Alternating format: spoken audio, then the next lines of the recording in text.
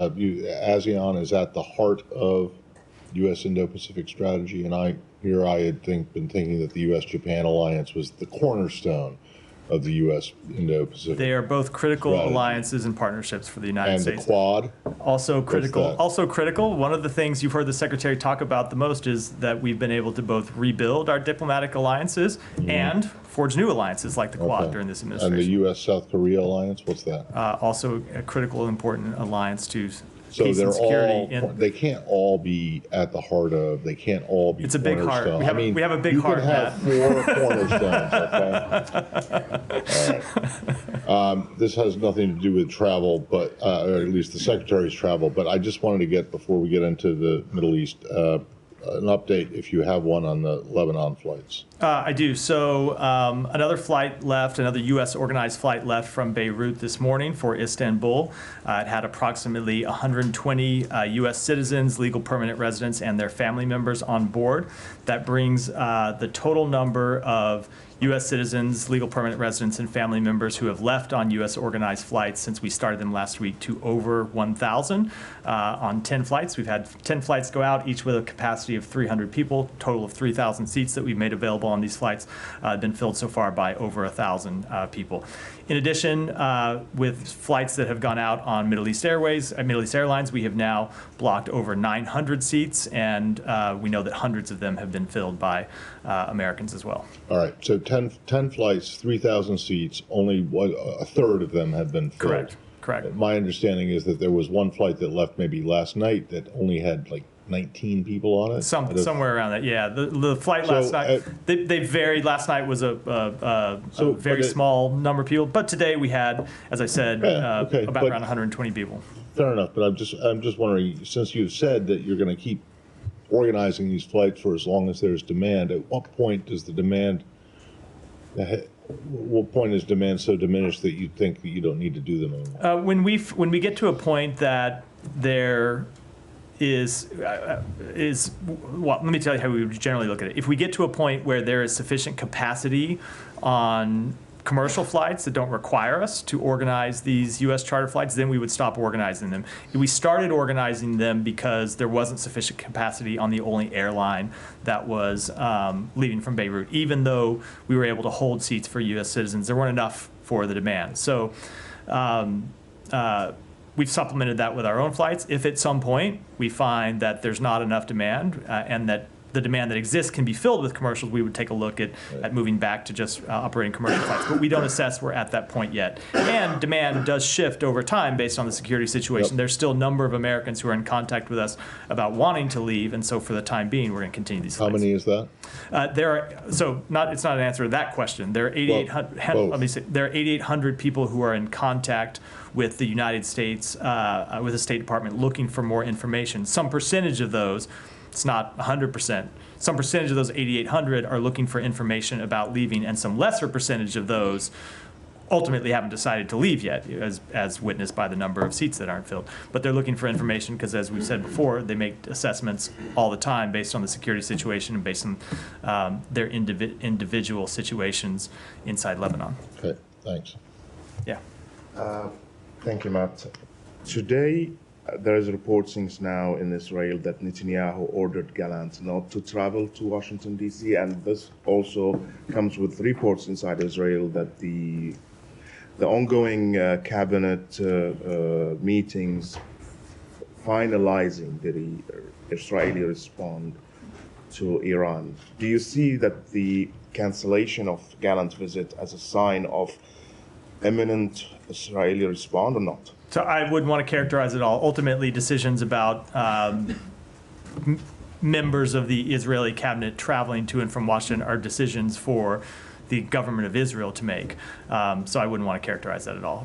In Lebanon as well, the Deputy General Secretary of Hezbollah, Naim Qassem, today announced that he supports the efforts by the Speaker of the Parliament, Nabi Berri, and other political leaders to reach a diplomatic solution to this conflict based on the proposal by the United States and others of 21 days ceasefire. Do you see that this proposal and these efforts now, diplomatic efforts in Lebanon, has any feasibility to succeed, or considering what's going on the ground? I mean, 105 missiles today have been fired onto Israel, fighting still going on in the south. A few things about that. So first of all, I did see these reports that Hezbollah now wants a ceasefire. And delinked from Gaza. Yeah, delinked from Gaza, that they just want a ceasefire on its own terms. And I think my initial response to this is, where have they been for a year? For a year, the world has been calling on Hezbollah to stop the attacks across the border into Israel. And for a year, Hezbollah said they would not do it unless there was a ceasefire in Gaza. They linked the two when the international community was saying, stop the fighting. And Israel was saying, if Hezbollah stopped attacks across the border, Israel would stop its attacks in response against Hezbollah. So for a year, you had the world calling for this ceasefire. You had Hezbollah refusing to agree to one.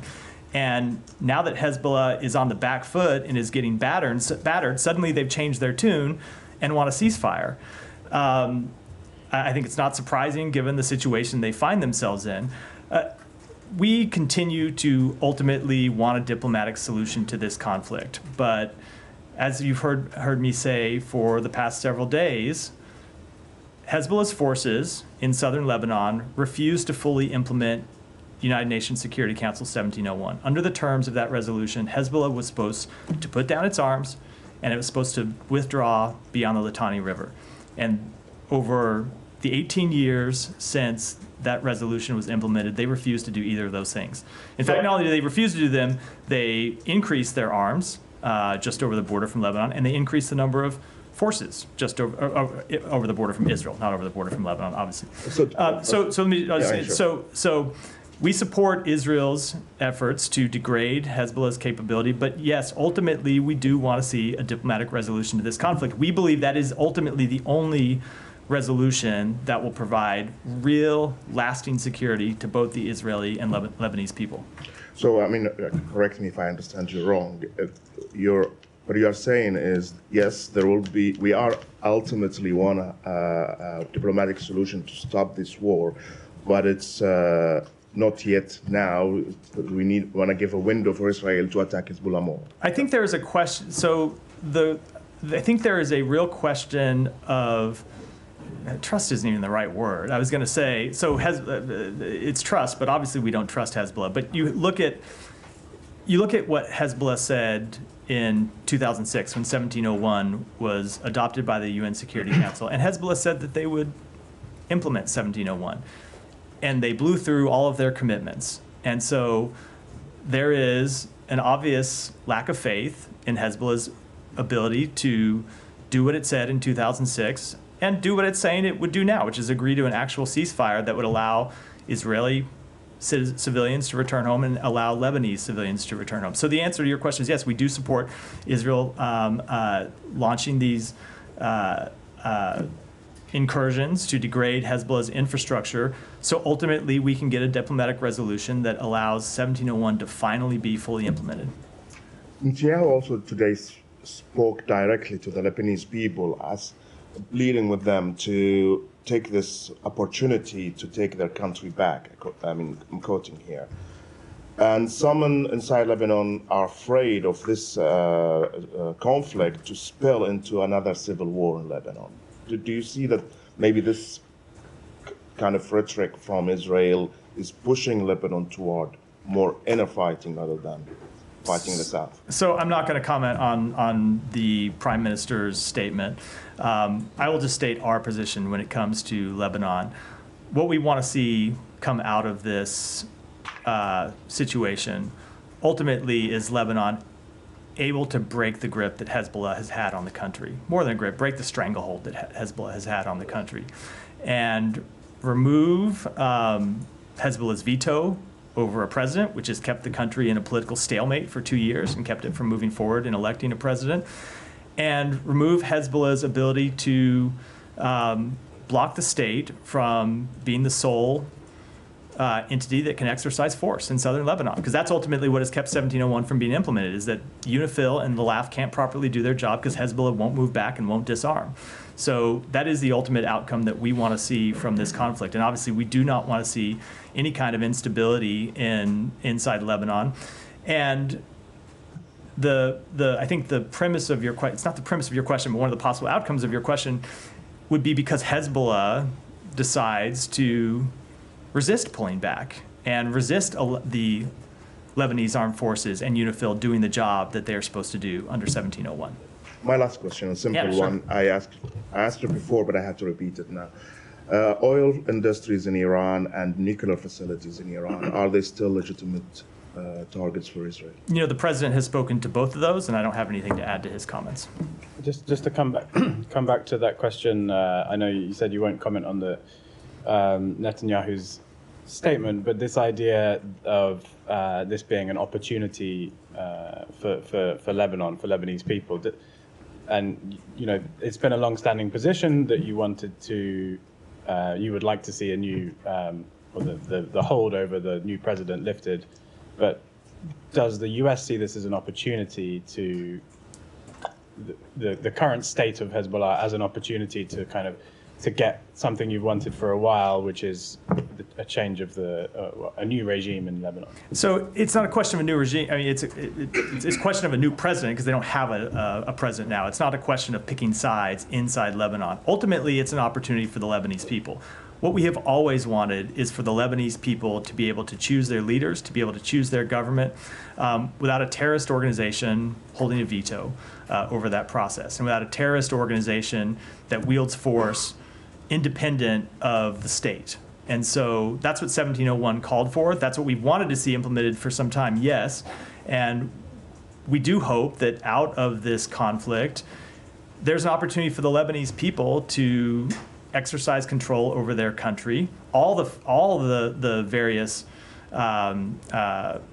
sectors of the Lebanese people to have a voice in what their country looks like and not be held hostage to an armed terrorist group. There seems to be a contradiction between 2 weeks ago you were proposing a 3-week ceasefire, you know, a lot of calls for the Israelis, for all sides not to escalate. The Israelis have escalated, and now you're saying it's an opportunity for the Lebanese people. So I guess people might see that as disingenuous, that you're kind of happy with this outcome. So our position on our underlying position on what we want to see for the Lebanese people has been consistent since the outset of this administration. It's the position I just went through: the ability to elect a new president, the ability to break the stalemate that Hezbollah has had over the country. And our position remains that we want to see an ultimate diplomatic resolution to this conflict. But the situation on the ground has changed over the past few weeks. And Hezbollah's leadership has been degraded. Hezbollah's infrastructure has been degraded. It's lost a number of members of its command and control. It's lost some percentage of its arms, its missiles, its rockets. And so the situation on the ground has changed. And so what we want to see come out of this new situation is the ultimate implementation of 1701. And it's just I'll just be very candid. It is a different world you're looking at today than it was several weeks ago. So we wanted to see 1701 implemented several weeks ago. That's been our position. It's been the position of the United States going back to 2006 when it was implemented. But it is a very different situation now when several weeks ago that would require Hezbollah at the height of its power to decide to pull back from the border to increase security. And Hezbollah today, which has been significantly degraded and now finds itself on the back foot, made clear by the statement they made today calling for a ceasefire for the first time. And I think you've been saying, you know, you support the idea of a limited incursion by the Israelis in southern Lebanon. But I guess as we've seen, as the facts on the ground change, your position basically seems to be, okay, we're okay with the new normal. So if this limited incursion starts to last for longer, at what point will you basically not be okay with the continued operation, which becomes an invasion or an occupation? So I'm not going to deal with hypotheticals, but the answer to that question is we want to see the implementation of 1701. And what 1701 calls for is Israeli troops back on the Israeli side of the border, Hezbollah pulled back beyond the Litani River, and the Lebanese armed forces and Matt, sorry, just given that someone in Hezbollah is now saying they're open to a ceasefire, are the Israelis calling for a ceasefire? No, they're not. And so we know that you've said repeatedly it takes two to tango when it comes to ceasefire. Is this not a good starting point? That, as you say, Hezbollah is being degraded. At what point is it significantly degraded enough for the US to say, okay, enough is enough? We've got something to start off with here. Like, are you talking about supporting Israel to the point of removing Hezbollah entirely? There's got to be some endpoint in which you guys are working with, and if that's something you can't talk to us about now, then okay. But we're going to keep asking you this every day. I fully understand, and I will offer you assessments about where things stand on the ground at any given moment, and that ultimately impacts, of course, where we will be. Though it doesn't change our long-term policy that we want to see. It may impact what we want to see happen on any given day, but our long-term policy remains the same. Our long-term policy is we want to see 1701 fully implemented, as I said, in response to Simon's question. Who makes that move first? So it's not a question of first. Ultimately, all the parties would have to come together, and the United States would look to play a role in that, as we would look to other partners in the region and around the world. And those are the conversations we've been having with our partners in the region and around the world over the past few days, which is how you get to full implementation of 1701. What's happening right now is, what's happening right now is Israel is significantly degrading in some ways Hezbollah's military capabilities. And I think the fact that they came out and called for a ceasefire today shows that Hezbollah knows it's on the back foot, knows its capabilities are being degraded. And so the reason it's hard to answer the question is Hezbollah calling for a ceasefire, or is Hezbollah calling for a ceasefire and agreeing to pull back beyond the Litani River, which is something that they haven't said that they would do? That would be full implementation of 1701. And then the second question is, are they actually going to implement it, and can the world trust, given the fact they've been degraded, and UNIFIL and the LAF are in a position to enforce that Security Council resolution, that everyone can move forward with confidence? But if you don't, because this is why I asked about the Israelis, that Hezbollah, they're not going to, it seems to me like they're not going to offer to do all of that if they don't see that there's, like you've been talking about with the other conflict in Gaza, that there's a political will. There is no will on the Israeli side to stop right now. And it appears that they have the support of the US to keep going until they degrade Hezbollah to a point of, to what point? That's why that question is important. So we've been asking about a red line, at what point? And we've even been asking about bombing of Beirut. At what point is there a point where you can... So we are having very direct conversations with the government of Israel about the shape and the nature and the ultimate scope of that campaign. But I also think it's not always productive for us to come out and talk about the full details of those conversations in a public forum. They're ongoing, and we've made clear to them what we want to see the ultimate resolution, which is a diplomatic one with 1701 fully implemented. How we get there is something that we're in conversation with them about. So you think that calling for a ceasefire back on September 26th was short-sighted, premature, 25th? Short-sighted, premature, not a smart move? I'm not going to characterize it other than it was the conclusion of the United States and its partners around the world that was a path forward at the time. The situation on the ground has changed, but ultimately it doesn't change that we want to get to a diplomatic resolution. Well, fair enough, but it changed after you did. Correct, and that's what did it. And so you don't think it was a mistake to propose that and push it? No. Okay. Thank you. Circling back to the canceled Galant trip, there are reports that Israeli Prime Minister Benjamin Netanyahu ordered that he not come to the U.S. until Netanyahu has a chance to speak with President Biden. Is there any indication right now that the lack of communication between the heads of state is trickling down to other levels of government and preventing communication there? No, we have conversations with the government of Israel on a number of levels, and those continue. Now in Lebanon, I know you haven't set a red line publicly, but are you confident that Israel understands what the U.S. will and won't support when it comes to scope of their operations there? We have been having, as I said, very direct conversations with them about that exact question, and I think I'll leave it at that. Yeah. Saeed, go ahead. Thank you. Actually, in your response to Shannon, or the substance of what she said about the relationship with Netanyahu and so on, I mean, there was not the leak, but there was a report on the new book by Bob Woodward, and the kind of relations between the president and Prime Minister Netanyahu. Yesterday, the vice president was on 60 Minutes and so on. And the forensics of both suggest that you don't really have a great deal of sway over Netanyahu, despite the fact that we've given them, or taxpayers paid for, almost $23 billion in the last year alone. That's almost $3,000 for each and every Israelis.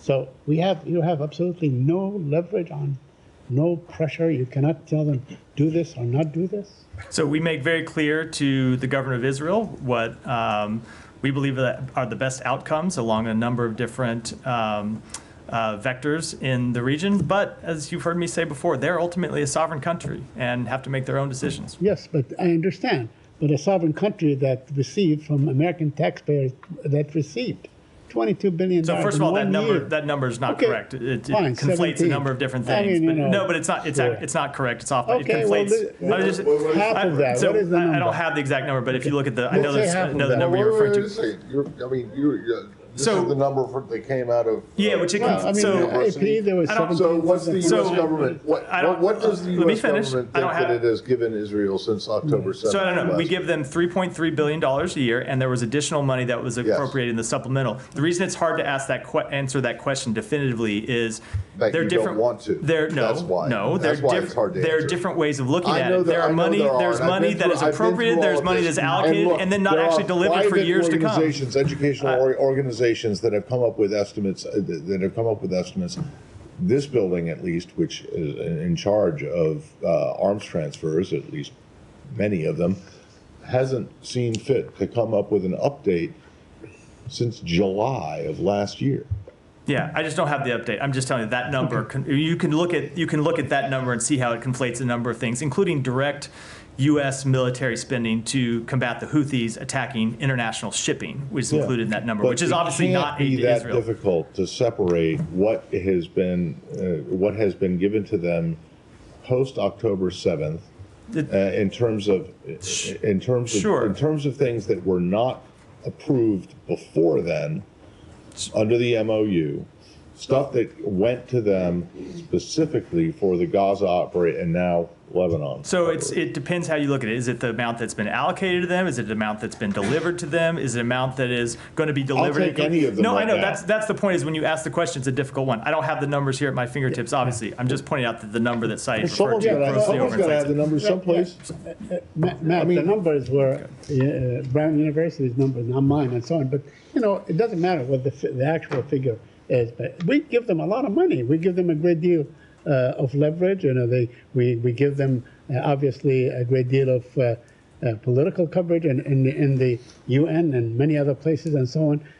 And to suggest that this huge and lengthy partnership really does not exact any kind of leverage with the Israelis. Don't you question that? That's not what I said. The thing that I said is that we are a sovereign country with our interests. They're a sovereign country with their interests. Right. We have very direct conversations with them about what we think the appropriate path forward is. But ultimately, like every sovereign country, they have to make their own decisions. They have to bear the consequences for those decisions. They have to carry the risks of those decisions. Okay. Just not to belabor the issue, but let me ask you, do you believe that this money was well spent in the area in which it was spent? Despite, no matter what the amount is. I mean, was it spent properly? Could it have been, leveraged differently and so on? I don't know what you mean by the question. Fine, never mind. Then let me just ask you a couple of other questions. Pope Francis slammed the world as being shameful inability to bring about a ceasefire in Gaza.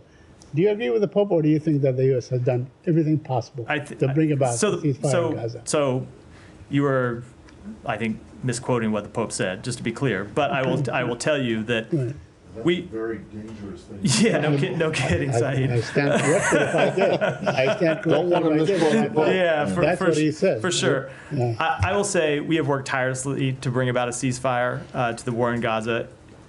It is far past time that one be agreed to by both parties. All right, let me just a couple more. Bear with me. Hamas military spokesman said that Israel could have basically had the hostages released way back, last October or last November and so on. Do you think there was a missed opportunity to do that? I'll say that is a gross revision of the actual history. I can tell you back in the negotiations to bring home all of the hostages back November when we did get a one-week pause, Hamas was in no way agreeing to deliver all the hostages back to Israel. I'll leave it at that. Hiba, go ahead. To follow up on the questions, it takes two to tango. One, yesterday when I was asking you about a ceasefire and what if you are engaging with the Lebanese, you told me it's up to the Lebanese to step up or not. But you are the one who are conveying the messages and supporting Israel. So the question now, you are asking them to implement the 1701, to send the left to the south. They expressed will to do so. So at what step you are going to step up and, I don't know, mediation, convey the messages to the Israeli that it's time to stop that? Are you waiting for some breakthrough on the ground more? So I'm not going to get into that publicly. As I said in the answer to Shannon's question, we are having conversations about that exact question with the government of Israel. I don't think it's appropriate for me to get into it publicly. We do support the limited ground incursions that they are undertaking. Hezbollah has not yet been removed from its positions all the way across the border. Hezbollah is still in a position in southern Lebanon to launch attacks against Israel, and so it is a very fair question, and we are in conversation about it with the Israeli government. But I'm not going to get into that. So can I get it from here that you want Hezbollah to stop its attacks first? We have wanted Hezbollah to stop its attacks for over a year. Well, a year going back today. Remember, it was October 8th when Hezbollah launched these attacks. Now, if at any point in that year, Hezbollah had agreed to what the international community called for, which is for it to stop its attacks and reach a diplomatic resolution, we would be in a very different situation now. And they wouldn't do it. As you recall, I said in response to another question, they throughout that time linked it to a ceasefire in Gaza and said without a ceasefire in Gaza, they were going to continue these attacks on civilians inside Israel. So there was ample opportunity for a diplomatic resolution. There remains opportunity for a diplomatic resolution, and we're going to continue to push for one. But as I said, Hezbollah's forces are still deployed south of the Litani River. They're still launching rocket attacks against Israel from south of the Litani River. They're still in violation of UN Security Council Resolution 1701. One final question on the limited incursion, because today, I don't know if you saw the video of the Israeli raising their flag in Maroon Ras. Do you think that this fall under the limited operation? Do you support that? I did see that. It's obviously inappropriate for Israeli soldiers to take that step. And we would look to them to comply with what they've said, which these are limited incursions, not with the goal of holding territory. Yeah, go ahead. Thanks for mentioning that you're evacuating Americans through commercial airlines, but also the Israelis has been attacking the highway that leads to the airport, and it's the only way that you can arrive to the airport. And also you have thousands of Americans still live there and other nationalities as well. They might need to use this kind of transportation. Did you talk to the Israelis that the airport is a red line? And we have made clear, I answered this question yesterday, we have made clear to the government of Israel we want to see the airport open and we want to see the roads to the airport open. Both remain open. People are able to get to the airport to take both the U.S. organized flights that we have put forward over the past week and the commercial flights that continue to leave out of Beirut, and we want it to stay that way. Are you having a conversation with the Speaker of the House, Nabi Berri, because he is the one can call for a session to elect a president? So he's the one that controlling this kind of doctrine. Are you speaking with him seriously? Because we had a visit from a foreign minister of Iran that wanted Lebanon to stay as the same position, relate the matter to Gaza and keep fighting to the end. And they're trying to block this. You said that Hezbollah is vetoing electing a president. So now you have a friend that also is a friend of Hezbollah. Nabi Berri is a friend with you guys. And also Naim Qassem, today deputy of Hezbollah, called him an older brother. So are you having a serious conversation with Speaker of the House, who is also vetoing at this moment to call for member of parliaments to come and elect a president? So maybe in the next period of time he's going to be negotiating the land border, the more assistance, maybe the Lebanese army to implement 1701? So we are having conversations with a number of different players inside Lebanon, and not only are we having conversations with them, our allies and partners from inside the region and from outside the region are having those conversations, and oftentimes we have sort of intermediaries to talk to individuals inside Lebanon. Those are ongoing. I don't think it's productive for me to read them out publicly. Lebanon? Dr. Harper, go ahead. Okay, thank you, Matt. Since Israel's killing of Hezbollah's leader, Nasrallah, in Lebanon, who also was the head of the UN agency UNRWA Teachers Association of Lebanon, when did the United States know this, and what did the United States do about it? And I have a follow-up. What was the question with respect to who? Whom? Okay, Nasrallah. With Nasrallah. This. So with Since respect Israelis to killing a Hezbollah leader, Nasrallah, in Lebanon, who also was the head of the UN agency UNRWA Teachers Association of Lebanon, when did the United States know this, and what did the United States do about it? That's why I was confused by the question. So with respect to Nasrallah's killing, we did not know about it in advance. Okay, and is the United States aware of others on the UN agency UNRWA payroll today with similar standing in Hezbollah or other terror groups, and what is the United States doing about it? So we have made clear to UNRWA that anyone involved in a terrorist organization should not be on their payroll. UNRWA has made clear that they agree with that proposition. They have launched investigations when serious allegations are brought to them. They have taken action against allegations, and we have made clear that we want to see funding restored to UNRWA, but it's important that when there are allegations brought to their attention, they take action against them. Yeah. Let me do a few more on the Middle East, and I know go to the go ahead. I know I do want it, since I didn't have the chance to do it yesterday. But hold on, there's some, because we're 40 minutes into the briefing and I've got no questions. I've spent all the Middle East, and yesterday I got like 2 questions on the rest of the world. I felt like I shortchanged people, so I want to make sure I have the chance to get to other things today. So go ahead. Do you have anything on the reports that suggesting Tehran has conducted its first ever atomic bomb test on October 5th? I do not have any information. I haven't seen that report, and I don't have any information to verify it. Extremely briefly on that, not that topic, but related. The last time we got an on-the-record update from the administration about the status of the $6 billion that was released from the South Korean banks to Qatar was that the Iranians had not gotten access to any of it. Is that still accurate? My understanding is that remains the case. Can you check? I'll check, but I've not heard any. I have not heard any change in the disposition of those funds. Thank you. Ryan, go ahead. Did you have one more? Ryan, go ahead.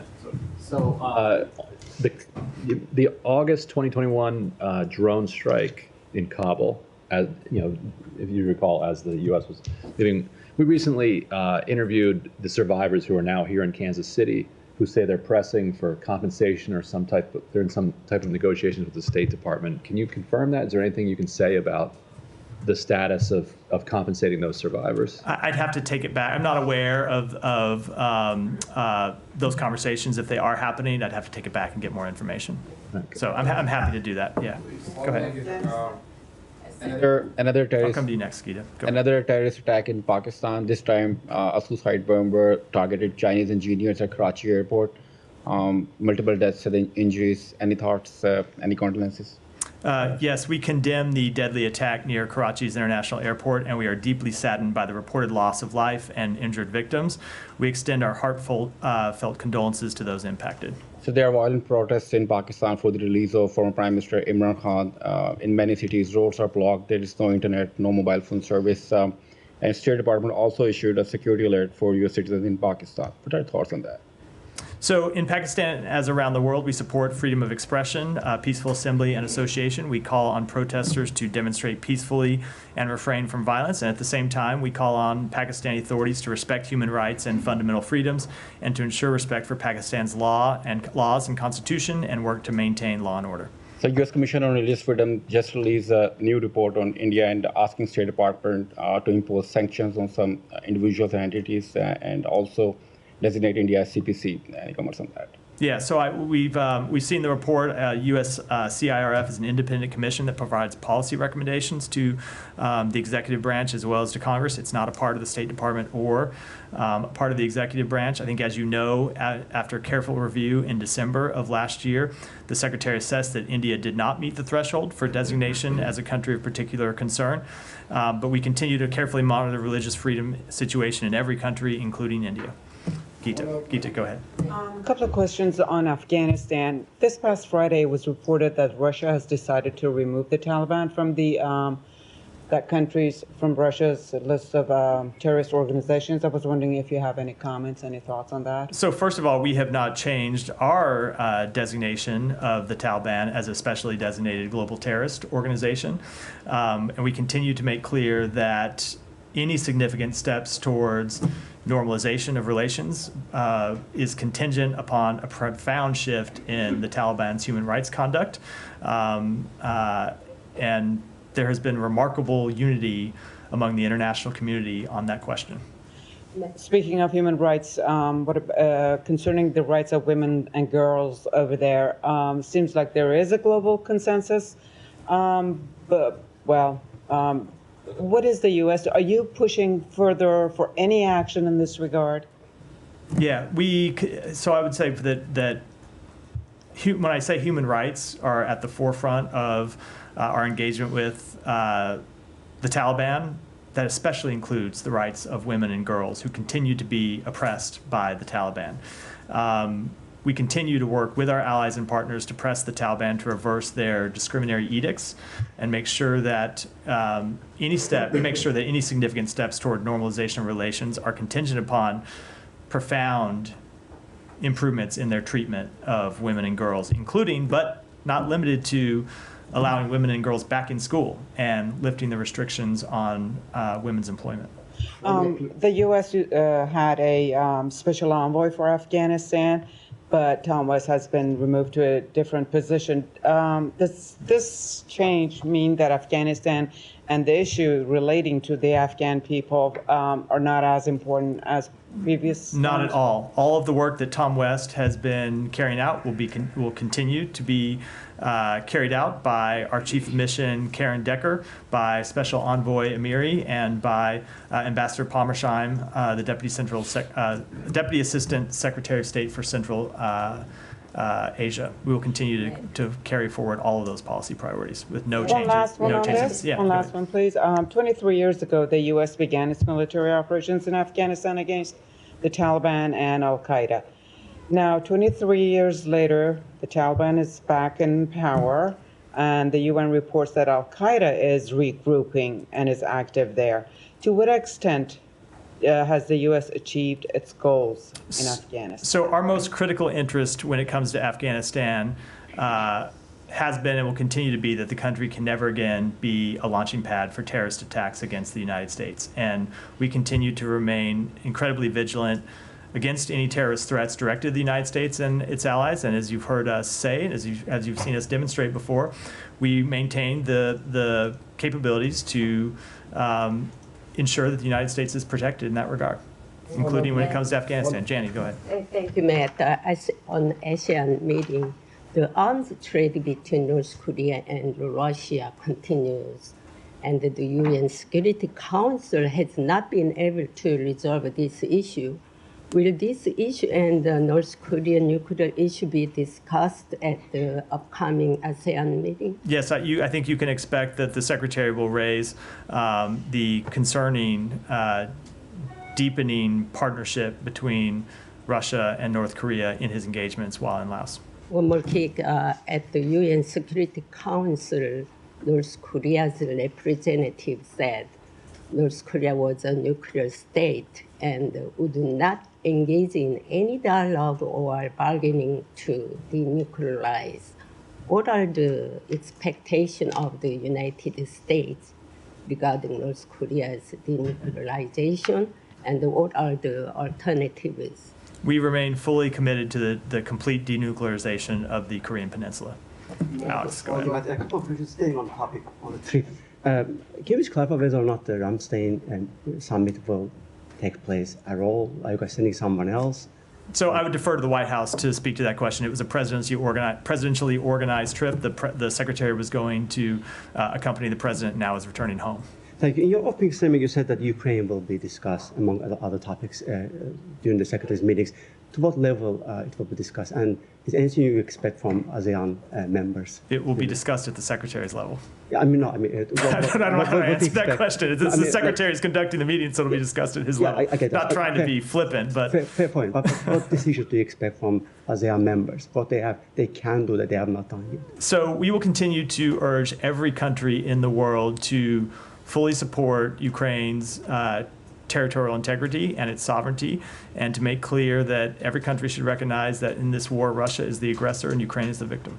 Thank you. I know South Korea is on them, but they will be there. And they mentioned today that North Korea likely is sending soldiers to Ukraine to aid Russia, basically sending them to actually help Russia inside Ukraine. Do you have any reaction? I don't have any assessment to offer on that. Today, I got to move on because we're almost out of time. Simon, go ahead. Question. Yeah. Would the secretary have an opportunity to meet with any Cambodian officials during that trip? And specifically wondered if there would be an opportunity to raise the case of the journalist Mek Dara, who's been arrested for over a week now, and was a recipient of a tip award from the secretary last year.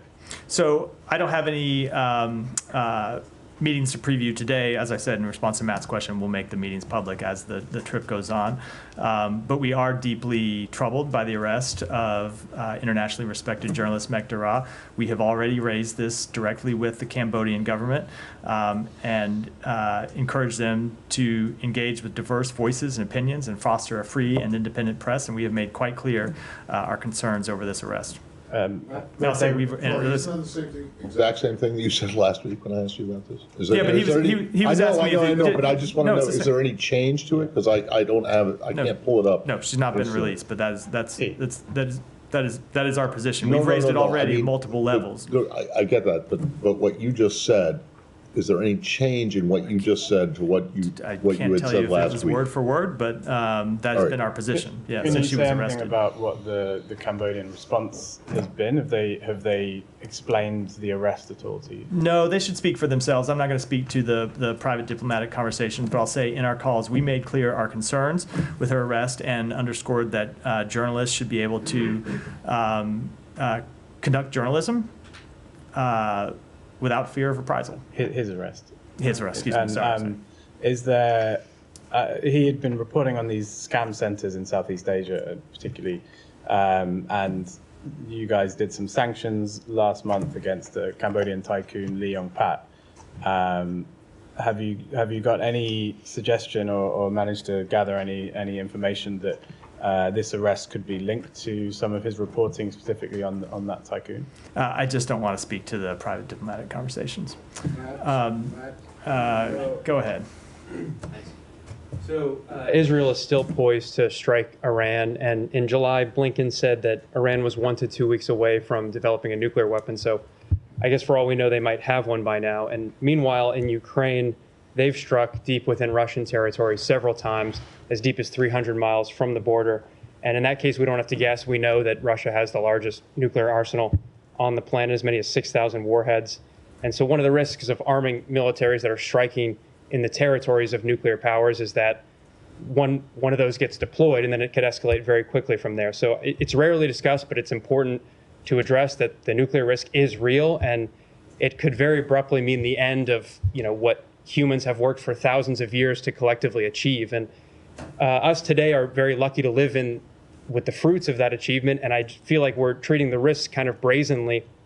So my question for you is, we often hear in response to these concerns that, well, Putin, Khomeini, they're war criminals, they're terrorists, as if they're too inherently evil or immoral for us to negotiate with. But meanwhile, this administration has financed a genocide in Gaza for the last year, and every day you're up there denying accountability for it. So, what gives you the right to lecture other countries on their moral. So if you have a policy question for me, I'm happy to take it. If you want to give a speech, No, but there are I plenty mean- of places in Washington where you can give a speech. Yeah, but people are sick of the bullshit in here. I mean, like, it is a genocide. You are abetting it, another question. and you Go ahead. are risking nuclear war in Ukraine for this plenty of proxy other war. places to give a speech. Go ahead. Thank you, Matt. Bangladesh is moving forward under the leadership of Interim Government Chief Nobel Laureate Professor Muhammad Yunus after dictator Hasina fled to India following mass killings and atrocities. Secretary Blinken had a productive meeting with Professor Yunus, and President Biden had an opportunity to meet Dr. Yunus on the sidelines of the UNRWA, UNRWA. Could you please share insight on how the Biden administration is navigating its relationship with Bangladesh, considering the country's challenges with economic stability, democracy, security, and Rohingya refugees? And one follow-up. So we continue to work with the government of Bangladesh on all those questions. The secretary did have a productive meeting with the advisor to the interim government and looks forward to continued engagement to advance progress on all these issues. Indian External Affairs Minister was in this building last week. I'm wondering if anything regarding Bangladesh was discussed during his meeting with Secretary Blinken, given that Bangladesh's former dictator Hasina is in India and is allegedly trying to destabilize the country from Indian territory. I can tell you that regional issues, including Bangladesh, often come up in our meetings with the government of India, but I don't have any specific readout to offer. Go ahead. Yeah. Hi, Kobe Potishman from Medill News Service. This is on Israel. It's been a year since October 7th. You've already been asked what the end game is in the region. You said a few minutes ago that Israel is its own sovereign country. You said last week the United States will work to advance its own interests. 5 American citizens have been killed by Israel in the region in the past year, 1 in Gaza, 3 in the West Bank, and 1 in Lebanon. You're obviously working to evacuate Americans, but the highway has been bombed. I would imagine even if it isn't anymore, that's probably a bit of a deterrent to people trying to drive to the airport.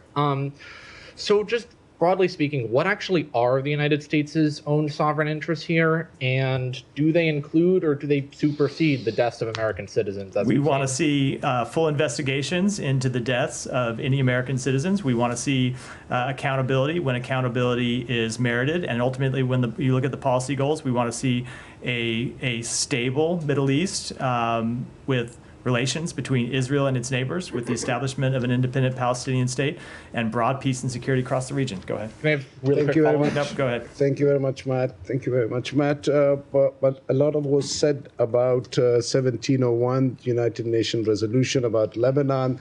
On April 21st, 1948, there was a resolution as well, which was called Resolution number 47 about Kashmir, the Indian-held Kashmir, where Modi a few years ago changed the laws. Anyway, just recently elections were held and his opposition won. How do you see this? Is the plebiscite resolution is going to be implemented ever or no? So free and fair elections are the cornerstone of a thriving democracy. And when it comes to these elections, we don't take a position on any party or candidate. One more thing. Just for your interest, at the age of 15, I met Prime Minister Bhutto here in California for the first time. My family relationship have been with People's Party a lot, but the way Imran Khan and his whole party has been treated since last 2 years, it's been very horrible.